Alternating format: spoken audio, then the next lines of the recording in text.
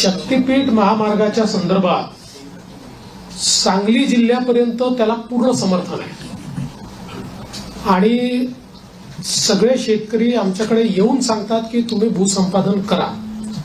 सांगली जिल्ह्यातल्या काही भागात त्याला समर्थन आहे, पण कोल्हापूर जिल्हा जिथे सुरू होतो तिथे मात्र त्याला खूप मोठ्या प्रमाणात विरोध आहे.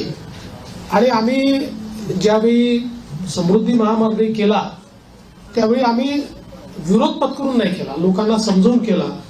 त्यामुळे आमचा यात प्रयत्न असा असेल की ज्या भागापर्यंत विरोध नाही तिथपर्यंतची अलाइनमेंट आता फायनल करायची आणि पुढची अलाइनमेंट जी आहे ती आपल्याला सगळ्यांची चर्चा करून काही पर्यायी अलाइनमेंट काढता येते का याचा विचार आपण करू. कारण शेतकऱ्यांना नाराज करून शेतकऱ्यांच्या जमिनी जबरदस्तीने घेऊन विकास करण्याची मानसिकता आपली नाही आहे.